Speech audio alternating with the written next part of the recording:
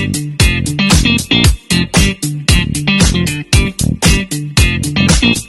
matter, you gave me no choice at all. Welcome to this latest edition of the Real Deal Podcast, episode 897 of the Real Deal Podcast. We're getting close to 900. I'm back off a little, let's say, mini vacation as we continue to look at seasons 1 through 3 of the epic hit series Snowfall. We are on currently season 1, episode 574. Quick recap. Franklin, fireworks. There were fireworks at Uncle Jerome's party, literally and figuratively. Teddy and Alejandro survive a scare, and Gustavo meets the family. So just a quick recap on what transpired in this episode. No Avi this episode. No Avi, which, you know, is never a good thing as far as I'm concerned. He actually is a major part of the show, but we'll see plenty of him over the course of the up and coming episodes, especially considering how this episode ended. We begin. So AV Club had a review. Here's what the AV Club reviewed for this particular episode. Wasn't sure whose story they were trying to tell, and thought that the stories and characters were spread too thin. So AV, for the second straight episode, AV was not particularly in love with this particular episode. I love this episode myself. I completely get what they were trying to do with this particular episode. Now, the Teddy Mac Alejandro scenes, they're a little rough. I mean, let's be honest with you. But remember, what you have to remember about Snowfall is this is not a situation where this is like Breaking Bad or Mad Men or even The Sopranos. So, right at this stage in his career, we know Franklin is the primary character, but there were two other storylines that were on the same level as Franklin's. If you go back to those shows that I just mentioned, Breaking Bad, it was all about Walt. Mad Men was all about Don Draper. Even though they might have some separate ones, they had some separate ones as well, but mainly it was about Don Draper. And certainly The Sopranos was about Tony Soprano. The Sopranos was about Tony Soprano, and with James Gandolfini leading the way. This is not the case with Snowfall. So they had to give you something with these other storylines. Remember, this is basically it's Franklin, Teddy, Gustavo. Like that. Those are your primary characters. Those were where these stories and where these themes were going to be centered around, or these storylines were going to be centered around. So I could see what they were doing, but I also could see the other side in terms of the last couple episodes. They have been these scenes with Alejandro and Teddy Mac have been rough. So I can see where they were coming from that standpoint. Themes, Daddy's Home. We will flush that out. Alton officially returns, and that's where we're going to begin with the deep dive. Alton, who of course is the father of Franklin. He was. We'll talk more about the scene. Of course, he was bailed out by Franklin, $200. Now, here's what I love what they did with the Alton character in regards, and I'm not even thinking about big picture. I'm just thinking about I'm taking just what we've seen throughout the first 5 episodes, and what we see in particular this particular episode. Usually you see a character like Alton, a father that wasn't around. There's this ideal, or there's this narrative that he was a deadbeat, drunk, drug addict. It's normally just a one-dimensional. Let's be honest. We've seen years of television where normally that type of character, he gets out of jail, no good to nobody, no good to society, and he's many times a one-note character. and he comes out and it's, it could be a story of redemption, or it's going to be a story where he's going to continue doing what got him to the point to where he's at in life. Alton was not this was not the case with Alton coming out of prison. Immediately, this guy, now he comes out, listen, he has a beard, whatever. He obviously wasn't dressed up, and just got out of jail. Of course, he had some alcohol and had some drug problems. Clearly, Alton had some issues. Let's not get twisted from that standpoint. But Alton, he comes out immediately. He is in total control of his emotions. He is in total control. He is observant. He's watching. If you notice, again, we find out that he's an ex-Black Panther.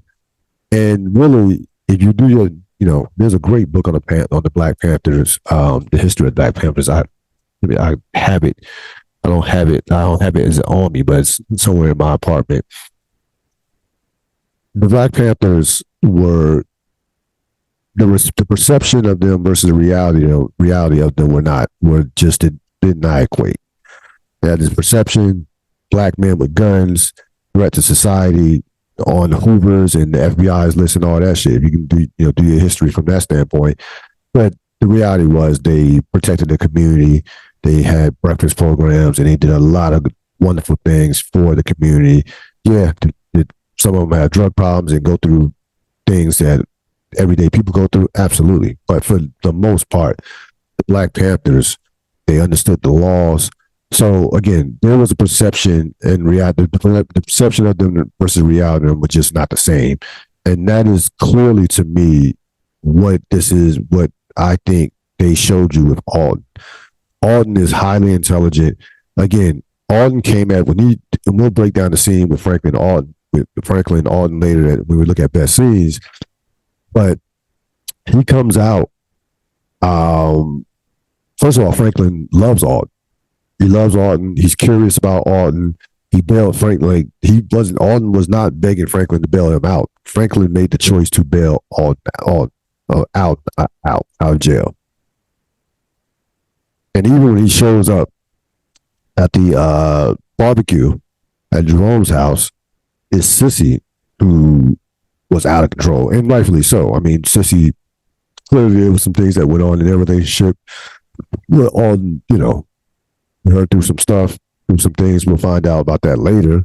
I'm sure we'll get more details. So I'm not saying that he was, this guy was father of the year, but when he comes out of jail, he comes out like I said, in total control of his emotions and in total control, again, just his sense of awareness in terms of what is going on, considering that he was in jail and considering that he's kind of been out of the loop from a family standpoint. It was remarkable to watch. As you do a rewatch on this on this season one, just remarkable to watch him just kind of look at kind of see what's going on. Again, he's observing everything. He's observing Franklin. He's observing Jerome. He's observing the entire situation, and we'll deal with, and even how he responded to one of the scenes that we'll talk about.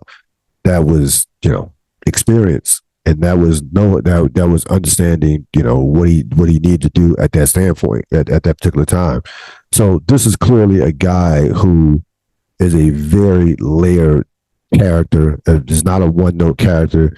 There's very many layers to Alton, and we'll come to find out what those layers are over the course of these next couple of seasons, of this season and the next couple in particular. But again, Franklin is clearly curious about who Alton is and what he's about, and him being a Black Panther, and Alton, again, we'll talk more about, you hear Alton not discuss, wanting to be his own man, and I think he made a real, it was a very powerful statement that he made in terms of wanting that he was trying to be his own man. And if you remember, again, if you done, I mean, even if you weren't alive during that point, during that time period, which I wasn't, if you've done enough research on the Black Panthers were, looked upon as being public enemy number one. So he had two strikes against him. He had number one as a black man, and number two, he was a Black Panther. So trying to being who you are, if you were a black man and Black Panther, society did not allow you to comfortably be yourself, which I'm sure contributed to Alden's problems with drugs, with alcohol, and with just life in general. And I think that what we're going to come to find, how that connects certainly with Franklin. Something resonated with Franklin from that standpoint, or otherwise he would not bail him out. Period. And again, I liked how they have set up this relationship, because they could have went easily, and we saw maybe, what was it, episode 2? What was it? First episode 1 or 2? Maybe it was the first episode when Franklin saw Alton, and a tear roll, that Denzel glory tear rolls down his eye, and he just told Louis to keep driving. So if you see that initially, you think it's going to be a classic case of dad ain't shit, I hate dad, fuck dad, so on and so on. That was not the case.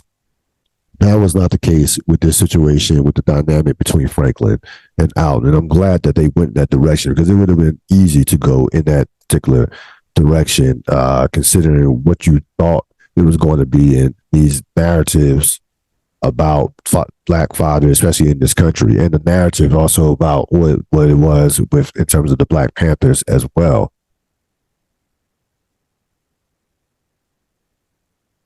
Best scenes, Alton and Franklin. So Alton basically, they're talking with Franklin about his friends, about he looks at the scar on Franklin's face and says, "Hey, you got it one or two ways. Either at the job, or which one of your jobs did you get it at? Did you get the scar from? Was it Mr. Chose, or slinging for your uncle?" Franklin proceeds to basically tell him to shut the fuck up, and then Alton, challenges him, basically not so much physically, but basically like, in essence, like, don't talk to me like that from that standpoint. And basically Franklin's perception of him, Franklin's still kind of confused about who Alton exactly is and what exactly as Alton is exactly about. There's still a curiosity, but he goes into the mode of, basically, fuck you, dad. And Alton checks him and basically says, you don't know what it is to be a man in this world, in essence. And that basically shuts Franklin down right away. Like, yeah, I know I've had my faults, and I, made my mistakes, but you don't know what it is to be a man in this world, because at this point in Franklin's life, he's not a man. And again, I can go back to Alton. I think that kind of hit Franklin from the standpoint of, he sees the pictures of him, of Alton with being a Black Panther, and Franklin could not relate, because Franklin, of course, is not a grown man. He also was not. Franklin doesn't know anything about, or has no association or affiliation with the Black Panther, so he didn't know about that. So Alton shuts Franklin down from that standpoint. It doesn't. Again, they had a debate right in front of everybody, but it didn't get too. Again, it didn't get too out of control to where, again, a classic television, Jerome comes in, or Sissy comes in, but I'm glad it was written the way it was written, to let them discuss it, handle it, figure it out, or try to figure it out as father and son. Ramiro Gustavo Mauricio, Once Mauricio is Lucia's father, Ramiro, of course, is uncle. So Gustavo gets invited to meet the family during their celebration, their Fourth of July celebration.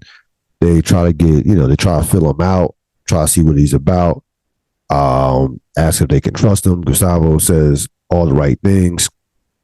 They kind of give him a sense of, tell him basically he could have an opportunity to move up, with loyalty and what have you. They tell him they've struggled with loyalty of late, and they basically tell him to get out the room.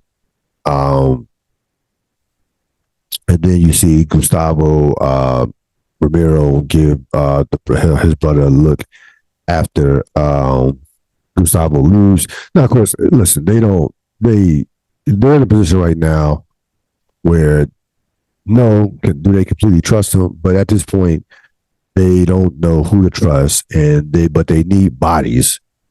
And Gustavo has proven to be effective. He's killed a couple people. He's obviously gotten closer to Lucio and Pedro to a lesser extent. So right now, Ramiro is kind of like, I don't completely trust this guy, but he could be a major player, a major part of the family moving forward if he does do well continues to do well by the family. And again, similar to Franklin being curious about Alton, Ramiro is curious about Gustavo and his future prospects for the Villanueva family. Gustavo and Lucia. Gustavo, of course, tells Lucia, you have some lunatics in your family, but your father is cool. They, of course, need help moving the cocaine, moving the drugs.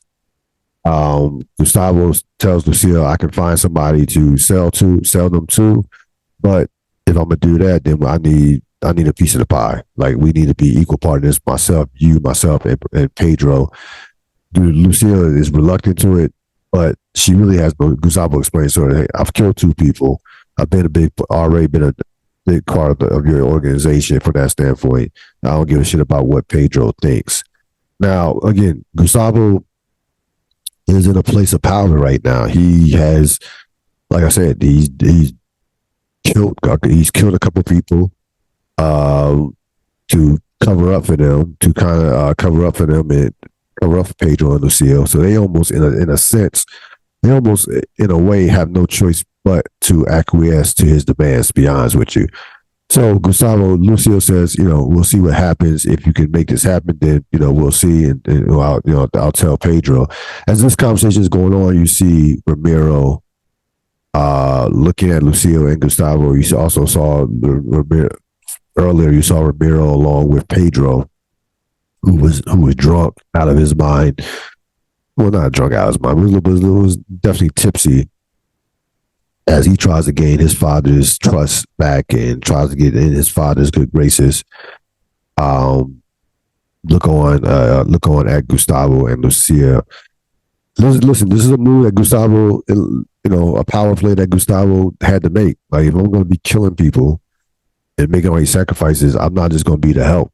Like, yeah, and if I'm going to give you this type of connect, then I'm going to, I need my piece. And you see, Gustavo just being a very observant, kind of watching the surroundings, watching how the family moves.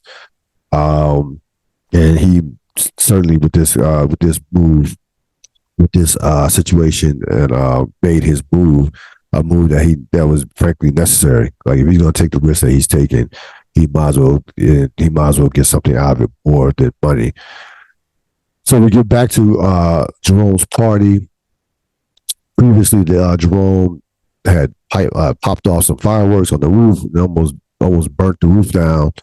So the police come. They think they get reports of gunshots when there was fireworks. We know how close the similarity between the two between fireworks and guns can sound, similar sounds. And you see the police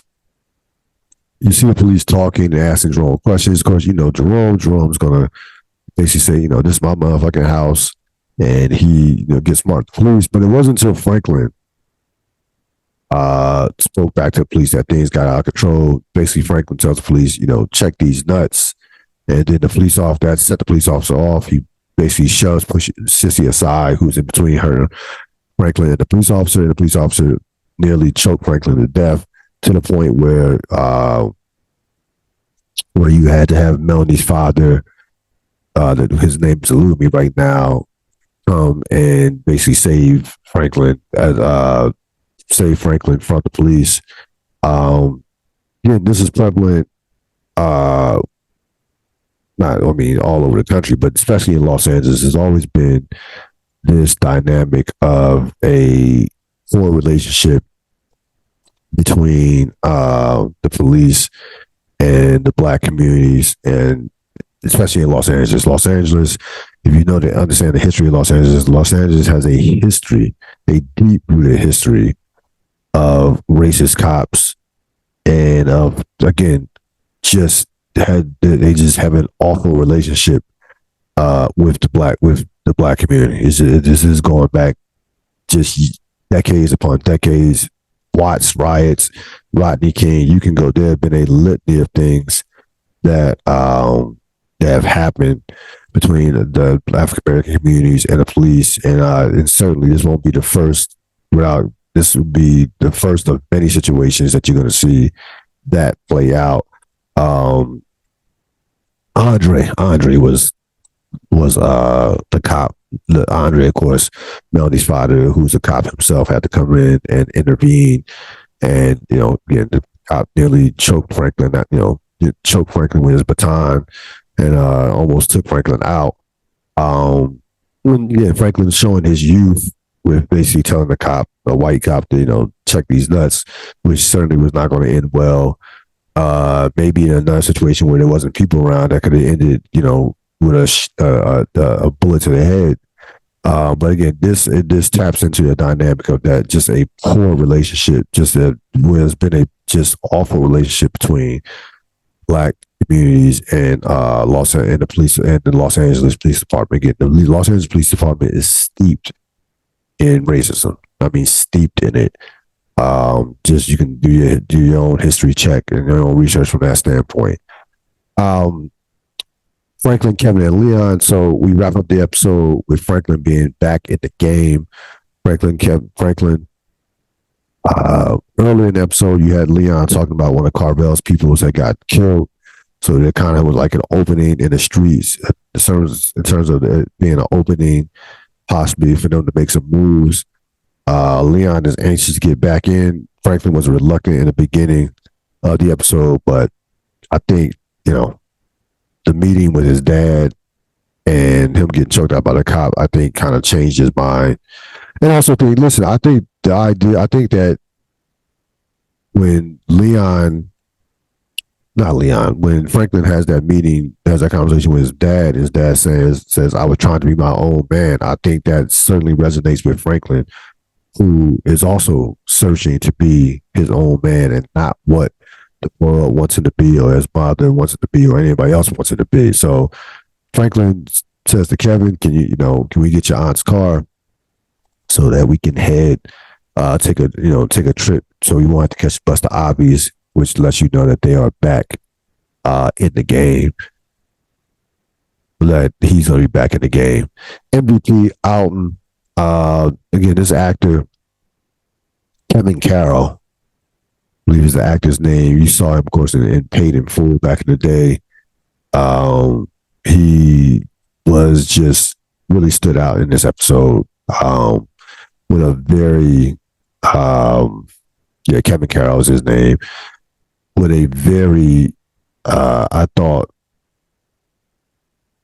controlled performance. It did not come off as a typical get out of jail alcoholic, drug abuse dad. Yeah, they had him with a beard. They had him with some somewhat raggedy clothes a little bit, but his performance was very much, like I said, a very centered, controlled performance.